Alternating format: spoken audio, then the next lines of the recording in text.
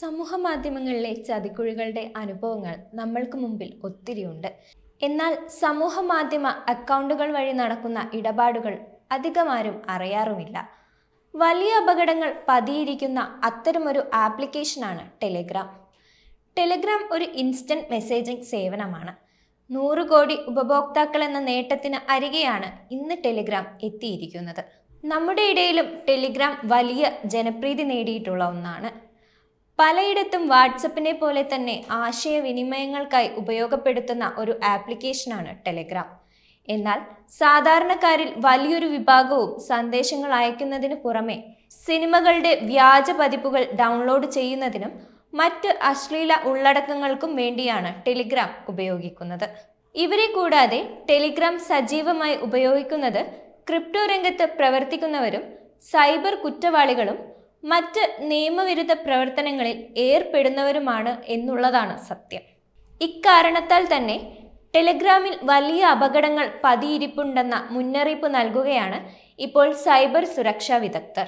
ടെലിഗ്രാമിൽ Android ഉപഭോക്താക്കളെ ലക്ഷ്യമിടുന്ന cyber സുരക്ഷാ പ്രശ്നം കണ്ടെത്തിയിരിക്കുകയാണ് സൈബർ സുരക്ഷാ സ്ഥാപനമായ ഇസെറ്റിലെ ഗവേഷകർ.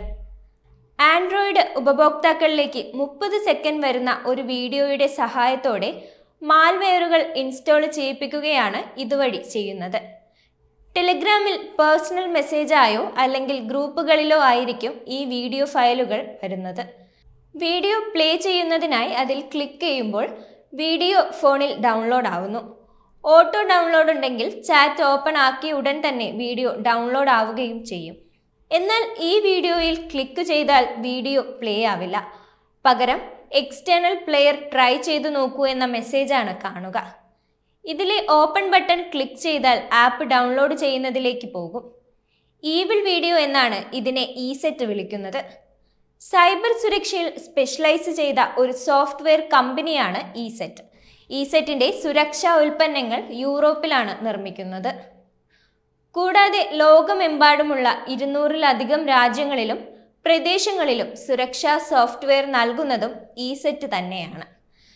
ജൂലൈ 11-ന് ഈ പ്രശ്നം പരിഹരിച്ചുകൊണ്ടുള്ള അപ്ഡേറ്റ് ടെലിഗ്രാം അവതരിപ്പിച്ചിരുന്നു.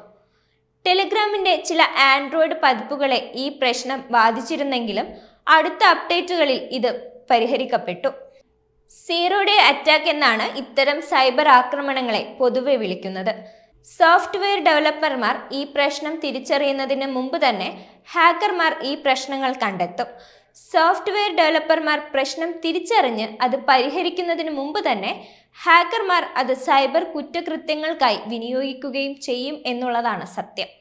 ഇതിനെയാണ് സീറോ ഡേ ആക്രമണങ്ങൾ എന്ന് വിളിക്കുന്നത്.